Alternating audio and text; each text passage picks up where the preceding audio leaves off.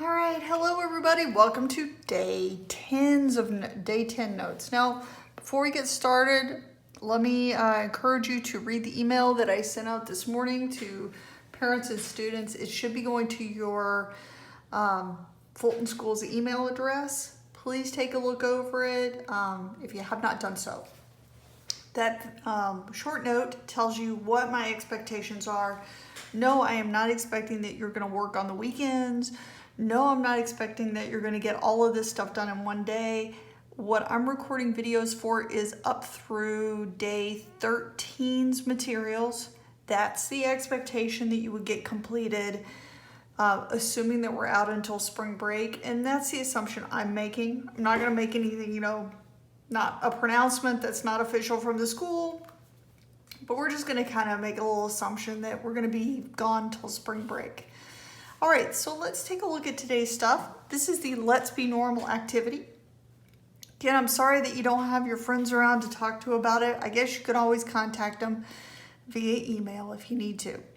All right, so today's task, we're gonna look at the difference between something called a discrete distribution and a continuous distribution.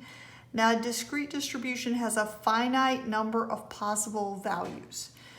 That looks like a histogram. It looks like a box plot.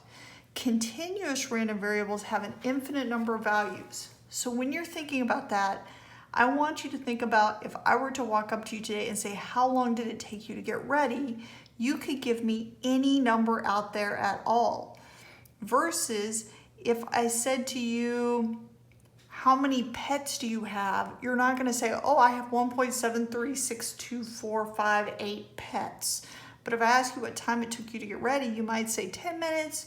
You might say 10 and a half minutes. You might say 10 and a quarter minutes. There's just so many options you could have. So continuous random variables have an infinite number of values. So what am I talking about with a continuous number? I'm talking about this distribution, the one that we talked about yesterday with the empirical rule. Now, just to remind you, each of these boxes have 34 and 34%. And that's because I took 68 and divided it by 2. Now, for the next one, I'm going to take, and I'm going to show it over here on my calculator, I'm going to take 95, I'm going to subtract the 34 and the 34, then I'm going to divide that by 2, and that gives me about 13.5 in here and 13.5 in here. Okay, the next one is 99.7, and I'm going to subtract the 13.5. I'm going to subtract the 34, and the 13.5. That leaves me with 4.7, which I divide by 2, and that is 2.35 and 2.35. And then over here in the ends, we have 0.15 and 0.15 out at the very, very tips of the tails. And this graph doesn't extend it quite as far as it should, but there you go. All right, so in this, you're going to be looking through different assumptions about the normal curve. Now, it will help if you kind of keep these percentages visible, because that will help you as you go through your problems. So for example, let's do question 1 together. So again, I want us to think about, what does your normal curve look like? Where are your percentages? And I'm just going to copy these over from what we did on the previous page. There's 34, 34, 13.5, 13.5, 2.35, 2.35, and 0.15 and 0.15. Okay, now when you're doing this, go ahead and put your labels on your curve to help you answer the questions. So it says a distribution of American women are approximately 65.5 inches tall with a standard deviation of 2.5. So just like I've done in the past, I'm going to do 65.5, and I'm going to add 2.5, and I'm going to add 2.5, and I'm going to add 2.5. I do that 3 times because that way I can write down 68, 70.5, and 73. Then I'm going to do the same thing going the other way. 65.5 minus 2.5, minus 2.5, minus 2.5. And then I'm going to transfer that over to this side, so I get 63, 60.5, and 58. Okay, so what percentage of women are taller than 70.5 inches? 2.35 plus 0.15 or 2.5%. We're the middle 95%. Okay, so 95 is 2 standard deviations. So that is 60.5 inches to 70.5 inches. Pretty easy. What percentage of women are shorter than 63 inches? 0.15 plus 2.35 plus 13.5. Okay, so let's add all that up. 0.15 plus 2.35 plus 13.5 is 16%.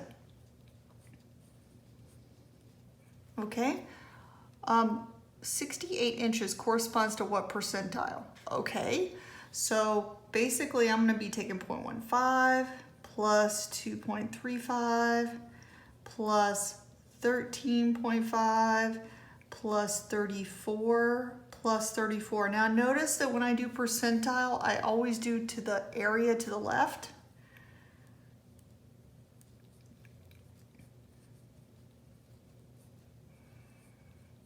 Okay, and I'm going to add all those up and I get 84%, or the 84th percentile.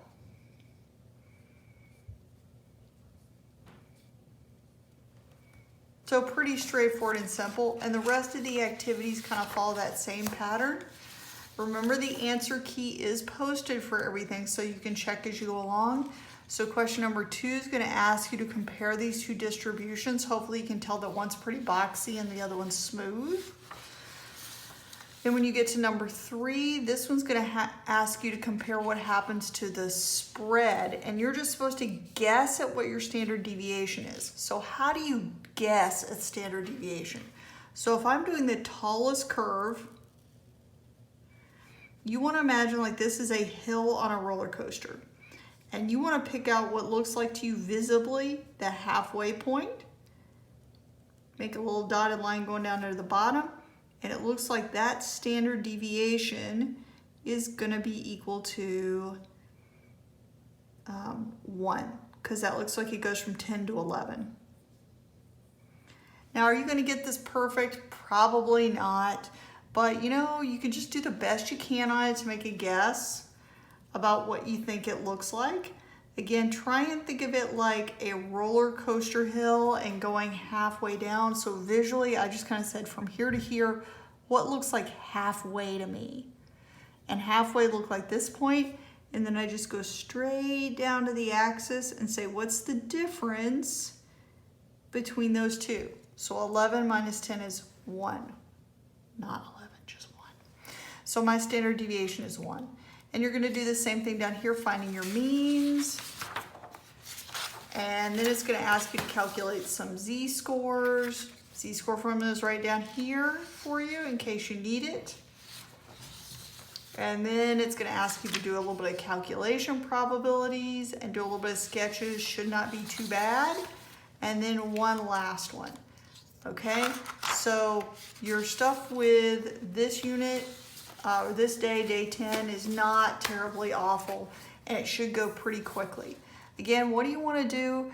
You want to try and spend, I know that you're supposed to do 2 hours total for the week, but my suggestion is try and do 1 to 2 days at a time, depending on how much time they take you, so that way you don't end up with a whole big glob of stuff to do. Please do not wait until you're in the middle of spring break to try and catch up on this stuff. If you do a little bit every day, about 20 to 30 minutes, you will have everything all accomplished before you know it. And I hope everyone has a very good day, and I hope you all stay safe out there.